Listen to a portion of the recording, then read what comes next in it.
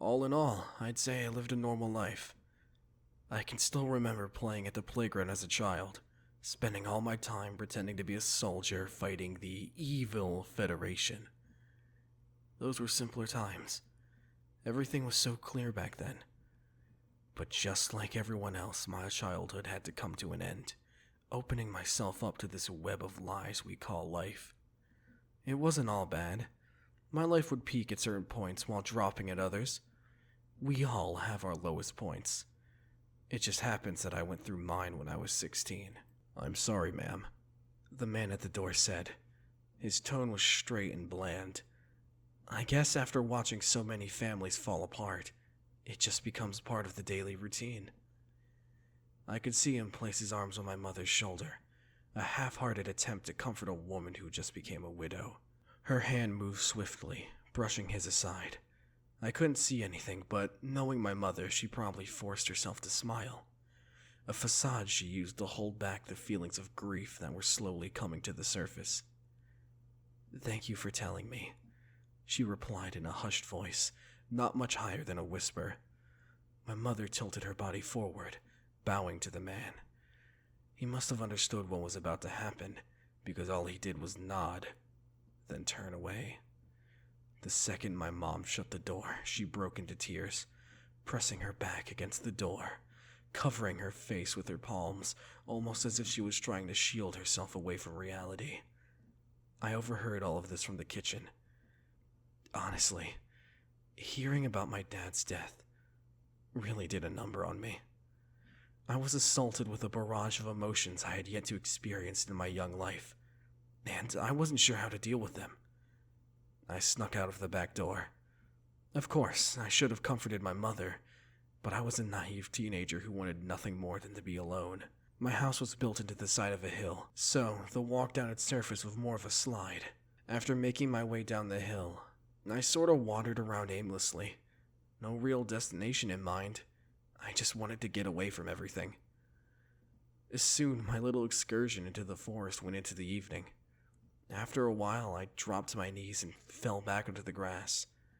I can still remember the distinct feeling of the grass poking into the back of my neck, the aroma of the forest tickling my nose as I laid there, contemplating my future without my father. The details are fuzzy. All I can remember was my eyes feeling dry. And then, that's when I met him. A man dressed in a charcoal black tuxedo. "Good day," he started. "What are you doing out this time of day?" I tilted my head to the right, my eyes glued to the strange man before me. "Why are you wearing a full tux in the middle of summer?" I snapped back at him, my tone filled to the brim with teenage angst. This didn't seem to faze the man, who pulled out a pack of cigarettes, popping one of the cancerous sticks into his mouth. He reached into his pocket and pulled out a flip lighter, which was ghostly white in color. Just before lighting a cigarette, he glanced down at me and lowered the pack of cigs to my level. "You smoke?" Even though I was well below the legal age to smoke, I couldn't have given less of a fuck. Then, under the moonlit sky, I shared a smoke with a stranger in the middle of the Alexandrian forest. After a quiet period, the only sound that filled the air was the light buzzing of bugs and the rustling of tree branches. It was quite relaxing. That's when the man broke the silence.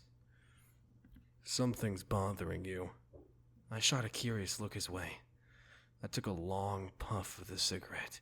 The tip glowed as the embers burned brightly, before snuffing out the flame by grinding the tip against the ground. "Damn, I'm that obvious, huh?" I looked away.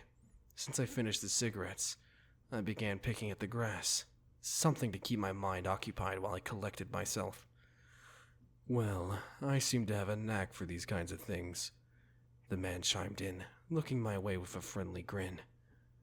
For some reason, I felt at ease, and for the life of me I couldn't tell you why. With my guard dropped, the words just started pouring out of my mouth.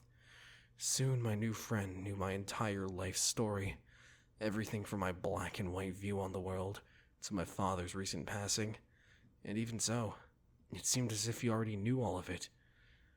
During my time in the woods, there was only one thing I wanted: an escape. The man inhaled, just before pulling the nicotine away from his lips, puffing out a gray cloud of smoke. Are you sure you should have left without comforting your mother? Yes, no, I don't know. Well, I'm sure she's worried sick. Perhaps you should head back home. No! I shouted. No, I can't go back. My sentence trailed off towards the end.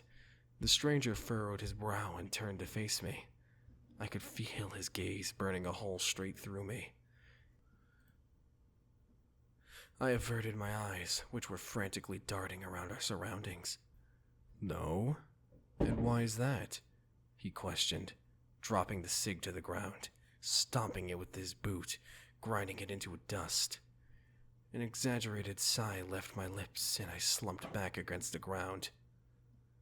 I can't face her after this, I mumbled.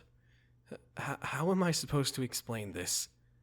I sniffled, failing to hold back the tears that once again overtook my vision. I brought my arm up and wiped my eyes, attempting to formulate a sentence. Yet all that would come out of my mouth was a few letters before I'd stop, take a deep breath, and try again. Are you having trouble speaking? The man questioned, tilting his head to the side. His lack of understanding about the most basic of human emotions distracted me from my cluster. What's with you? Haven't you ever been sad? His reactions to the strangest things still puzzle me even now. He was definitely an odd fella. After that, with the blankest of stares, all he said was, "No, I can't say I have." Before I could respond to that statement, he stopped me. Out from his shirt pocket, he plucked out a small, violet-colored notebook. I looked on curiously, wiping away the last of the tears as he flipped through the pages, getting through a good third of the book before coming to a stop. "Ah, I see," he said, scratching his chin with his right hand. My mind was set ablaze with different theories as to who the hell this man was and what was written between those pages. I think I have a decent grasp on the situation now. Huh? What are you talking about? Your situation. I believe I have a solution. Now I was definitely curious. I yet again pulled myself off the ground and met the man's gaze. Satisfied, he returned the book to his shirt pocket and spoke. You're lost. A young man without a purpose in his life. At the time, I didn't want to believe him. I was still young, so there was still time. Time for me to find something meaningful to do with my life. But looking back at it, there wasn't really any doubt about what I'd choose to do with my life. I had been conditioned from birth to idolize the brave men and women who served in the Alexandrian military. Hell, my father was a ranking officer, for God's sake. So of course I dreamed of enlisting. But all things considered, can I say I really made that choice of my own will? Whatever the case, I snapped at the man. Hey, I have a purpose. I'm going to serve in the military one day. Well, it'll be a few years before you can go down that path. What will you do till then? I knew he was right. At that moment in time, I had no idea what I was going to do. If only I had been born 2 years earlier, I thought to myself. And almost as if on cue, the man tossed a card onto the ground beside me. I picked the card up, and the man spoke. Well, I believe this should help you out. I was stunned. Inside my hand was my identification card, Peter Bria. My name was listed under a small portrait of me. But something was off. The age had been changed. Now it proudly stated in black print that I was 18 years old. My jaw was hanging open. It wasn't easy counterfeiting ID cards. Most black market dealers don't even bother attempting it. And yet somehow, this man had given me a flawless recreation of one. During my bewilderment, the stranger made his exit, but before he left, he had one last thing to say. "You are quite perplexing. I can't say I understand your thought process, but it is very entertaining." After letting out a chuckle, he moved out of sight, and I was left alone. Although I didn't know it then, that encounter with a stranger set me down a path that leaves only one thought in my mind. Was it worth it?